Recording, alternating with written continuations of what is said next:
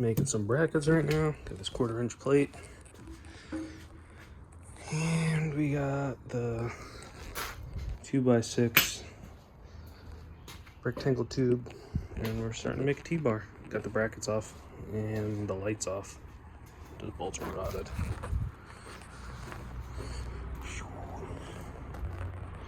I got the welder out. It's hanging by its own weight. I can weld the backside when I get to it. I'm probably just gonna beat up the top too. These are tight. It's on its own weight. And now I gotta determine how many lights and the mud flaps. And I just got a call that I'm going to work tonight, so I think I gotta make this legal for tonight. And then I can continue tomorrow on it. So I need to get mud flaps hung and cut, and at least 2 or 3 lights. Okay, this turned out pretty decent. I got the mud flap brackets welded on, solid. I'm gonna flip it over and just stitch weld it. And then I made these gussets. I got some for the other side.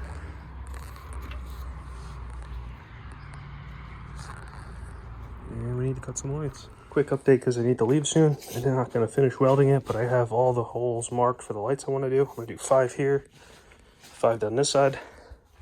But I'm going to cut these 2 here. And I'm going to cut 2 on that side. Bolt this to the truck. Throw the mud flaps on it. And we're going to go. Well, next day here, picking back up. Just drilled 3 more holes. Just grabbed my other drill out of my service truck. Before I melt this one down, it is glowing hot. So, 3 more holes here. Measure, do 3 holes on the back side for my underglow. And then I gotta start working on the next bit and welding to this. But it is a complete, utter disaster in here. I just had to vacuum up a little bit for all the shavings and grinding dust, and it's a mess. Okay, after 2 holes, these things are not very happy. So we got those holes cut. So we'll work on the back side. Okay, just doing a test fit here. These are going to be amber. And just doing a quick test fit. I'm going to have to go to another Lowe's or something to find another hole saw. Theirs is starting to get worn out. This is the best arbor, I guess you'd call it. But the bit broke. And they take a special one, which is kind of annoying. So now I need to go to Lowe's and find some of these, because there's another one that's broken. This one's plumb wore out. And these shittier arbors, they don't use the holes, so then they get wedged in there. You can't get them out, and then you bend the thing to try and take them apart. Same on this one, and that one. This one is missing teeth, I think. One of them missed. There's another one floating around somewhere too. But it's a project. Just doing a mock-up here a little bit later. I'm not sure exactly what I'm gonna do anymore. Plan sort of changed. I was gonna run just 6 in the bottom, but now I need the filler panel, and I'm gonna cut it here, so it's gonna look like that. This is what the plan was. I could shorten this up and not put something here, but then I could space these 6 out. But I think I need to continue with that spacing, which would put 2 more at the bottom. But it's like, I should probably put a light there. Okay, don't know where exactly I left off here, but welding caps on the end here. I got the 5 lights cut on both sides. We got the 3 on the back side here. I just cut this panel here, 6 lights here, and I cut down the one piece that it was 6 inches. I cut down to 4. There's not going to be a light here. There's not going to be a light there. It's just going to go. This is going to line up like if it was here straight down. I was going to leave it at 6, but this was 18 inches, and it looked way too low sitting on the truck. I have some finished welding to do. I got a lot of grinding. I'm gonna cap the ends here, cap those ends, grind that down. But it's a lot of that. And then I gotta cut the tops out of here. It doesn't have to be huge, but the bigger it is, the easier it's gonna be to fish the wires through, and it's gonna make it lighter. I say make it lighter because if you pick that up, that's like 10-12 pounds of cutouts. It's incredible. So just taking a chunk out of there, and there would probably save a pound. And we're gonna keep going with it. Okay, this is the first time we're gonna be able to see the general shape of it. So let's turn that up real quick. You can see the wires will be able to pass through here. Both sides. Saved a little bit of weight. And this is probably 12 pounds, maybe. Hopefully it's still hot. Hopefully it doesn't melt the horse. I didn't measure yet. This is just a rough fit up. But yeah, this is looking pretty good. That cab looks fine. It's not too big. I was thinking about doing that. It's 4-inch right now. I was thinking about making it 3.5, but I think this will work.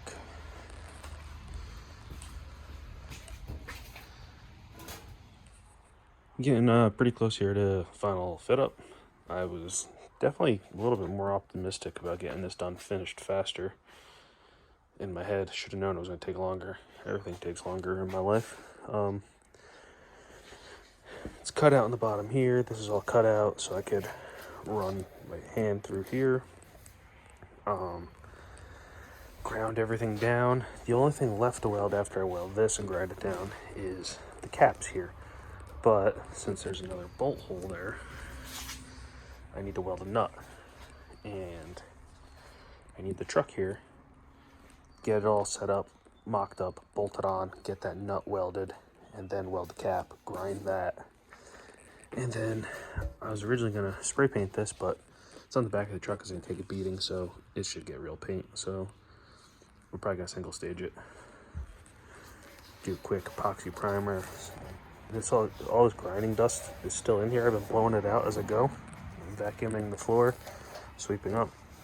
But I'm gonna have to get in here, the wire wheel as much as I can, the red scuff pad that's over there, and just give it a once over. But this was ugly. This is when I tried welding at night to get it done, but it didn't get done. Like I said, way too optimistic. So quick ground on that, and we're gonna buzz it together. Got it mocked up on there. Just gotta tighten everything up. Bags are down, so that's the look. Okay, final look. Mud flaps are mounted. Those ones just don't have 2 bolts in it, as one. Bags are up. The flaps don't look even, but the driveway's not. I measured, and they'll drag whatever's gonna rub, and they'll sit nice and low. That looks good. I'm gonna pull the flaps off, finish the top welds on the corner brackets, and give her a coat of paint. Alright, this is the last of the fit up. The holes are drilled for the mud flaps I showed before. And I got this light pushed in. I guess I got that side to do yet. And I added these watermelon lights. I would really like to run 3, but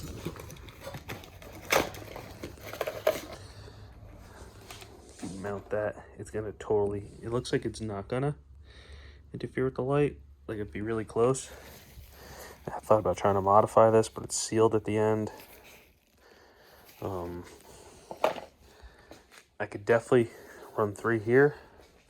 I wish I set the light over a little bit when I first started doing this. A little foresight doing this, but I wish I knew what I was doing here.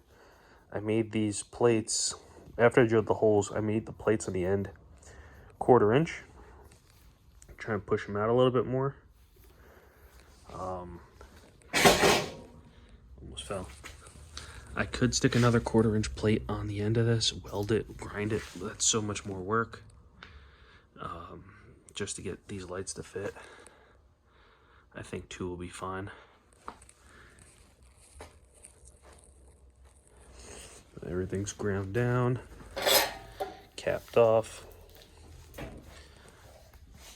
I ground the back side of the plate a little bit. It was a little snug going up into the truck. But the back of the truck needs to be wire wheeled. Underneath the flap is a little scaly, so that'll give me some room too once I wire wheel that.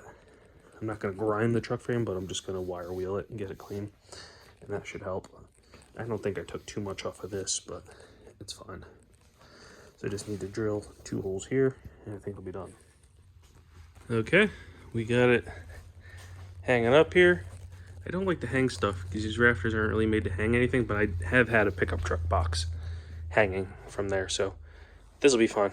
I sanded everything with 80 grit, and then I took a Scotch-Brite pad and I went in the holes. The next thing I gotta do is blow it out, and then I'm gonna take some isopropyl alcohol and I'm gonna wipe it all down. I did drill 2 holes there. Oh, I just remembered. I got different grommets, so I might drill that a little bit bigger before I do this, but I'm just gonna clean it up, vacuum it real quick. I got it friggin' hot as shit in here because it's ice cold outside. Can you read that? It says 90. And over here, we got some DTM epoxy primer. This mix is 1:1, so if you don't know anything about painting, so you pick a number of how much you want. Let's just say we need a lot, so we go 5, and then you fill the other side up to 5. Super easy. I know for a fact that my single stage paint is 8:2:1, so I'm gonna have to do some measurements over here. I think I have different cups. So these cups are here. They were in the paint box. So 8:2:1. So if we want a lot, we'll go to the 5. Then we'll go 5 with the other part, and then to the other 5. Or if we just need that much, so on and so forth. So you just got to know your ratio. Got my gun, Harbor Freight Special. It's one of the better ones. Works pretty good. It's really good for spraying primer and single stage. And I just got a quick respirator. It's not going to be too bad in here.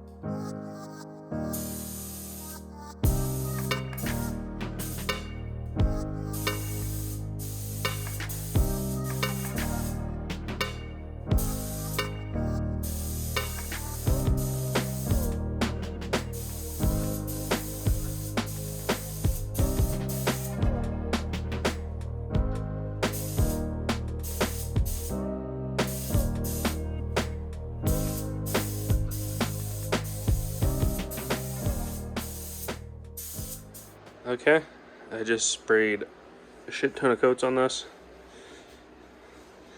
Looks pretty dang good. I mean, that's all grinding marks and stuff like that you could kind of see. This happens in your primer stuff, you start seeing imperfections. You could body work that kind of shit, but this is going to be literally on the back of a truck. And rocks are just going to beat off of this. So I sprayed an entire cup on there. I had to been good for 7 coats on this thing. I went around it and around it and around it. I tried my best to get inside as best as I can without running it on the outside. And I think I did a pretty good job of that. You got to remember to always get in the bottom.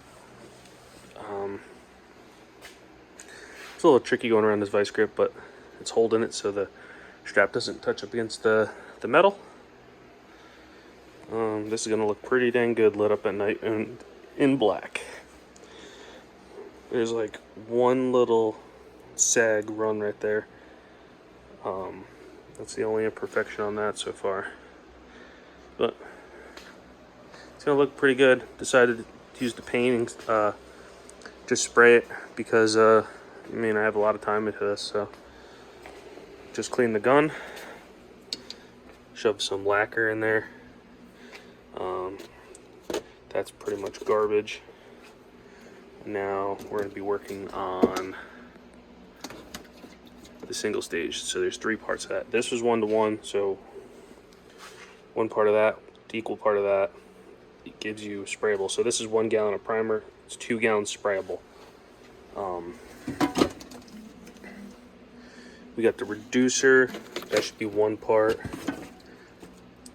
Medium hardener, that should be 2 parts. This stuff's really expensive. I do have more hardener in here somewhere. And then there's paint. There should be 2 quarts in there. So 2 quarts in there should give me at least 3 quarts, almost a gallon sprayable. I'm probably not gonna even need that, to be honest with you. It's single stage, so I'm just gonna lay it down. I'm gonna mix up a batch, do a test spray, make sure it's not, you always want to do a test spray, make sure it's not too low air pressure. You want to make sure the fluid coming out is not too heavy so it's not spitting and sputtering on there. Because if you just went to do it and it wasn't set up properly, it could really wreck what you're doing. You're going to have to wait for it to dry and sand it all off and do it again. So prep. Just check my old stash, and this is what I had bought, but I had some FH 612 medium hardener. FH 612 medium hardener. So I'm going to use the old stuff, save that, and I misspoke. It is 8 parts of paint, 2 parts of reducer, 1 part of hardener. Alright, just mixing up the black. We've got all the parts in there, and you always want to strain it before it goes into the gun. And then we're going to do a test spray.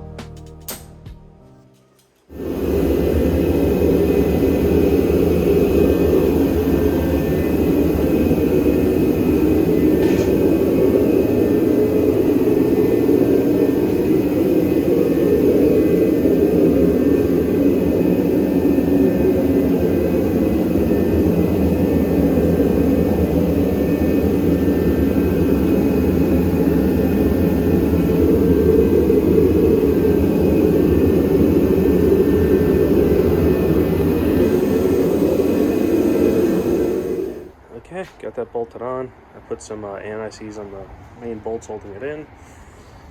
Get the grommets in, the watermelons on the end. And now we gotta start the tedious process of wiring it, but I don't know who needs to hear this, but stop making wiring connections like this. Twisting it and putting tape on it. It's amazing this worked. Okay, I just had to see it with the one light working. So I just ran enough wires just to get that working. I'm gonna kill the turn signal and just turn on the running lights. The markers should come on, and the marker watermelons, and that should be a running light. Okay, that's working. So I know I'm on the right track here. Just got a million more to go. Okay, got all the lights in. They should all work. Took a little while to do the bottom ones. There's 2 sets of pigtails on those. I just got to wire loom this, and I'm gonna throw tester tape on there. Let's turn these lights on. I'll put a little RTV around the hole there to make sure no moisture gets in there. Okay, nice and lit up.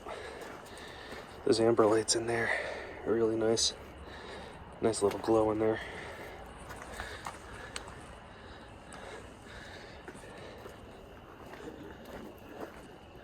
There's watermelon lights on. Alright. See, did half of them lit up. Check the other side now. That beats the hell out of that old light panel. It's just 2 lights and 1 reverse. It's a heck of a lot brighter. Alright, let's try the hazards.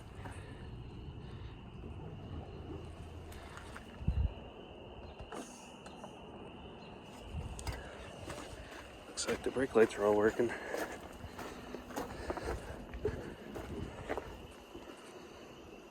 Oh yeah. And the reverse lights.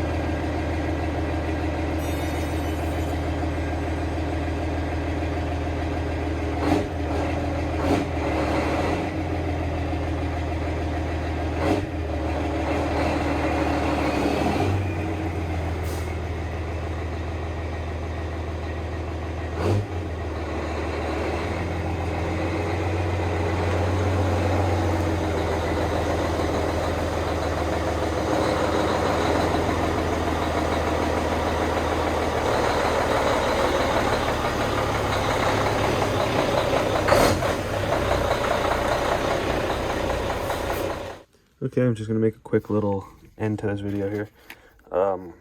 These are the connectors I use.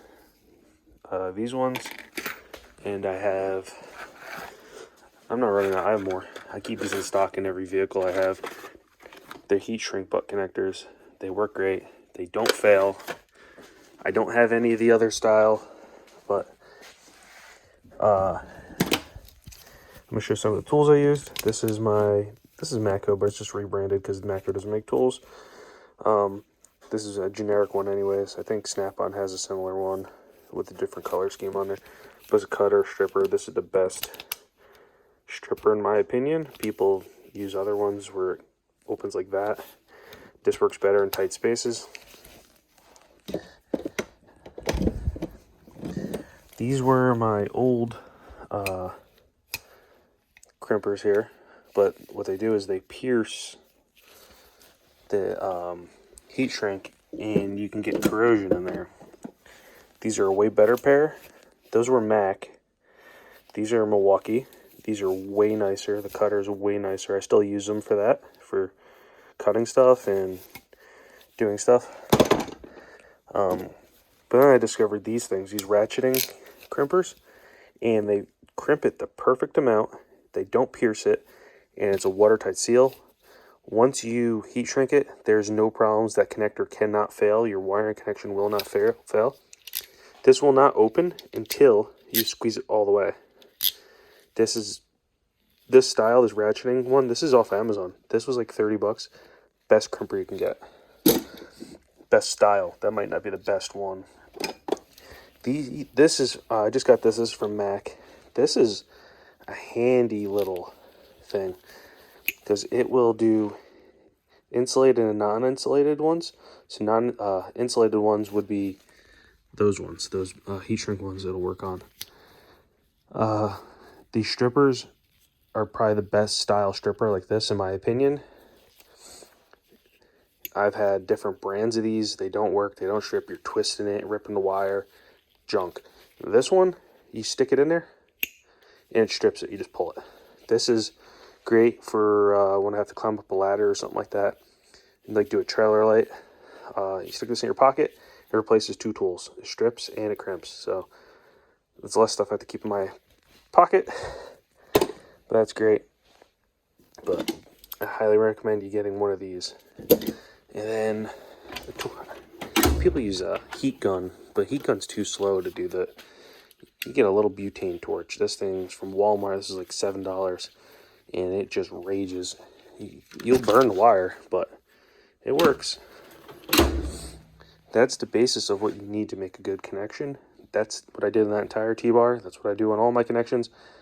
My connections hardly ever go bad. If they go bad, something happened to them. Something hit it, chafed it, etc. You don't have to solder every connection. This is what you need. There's more stuff in there I can show too if you want more tool tours. Finally got some sunlight. Take a nice look at that. Some water on it. Man, that looks good. So dirty already. Didn't even do anything.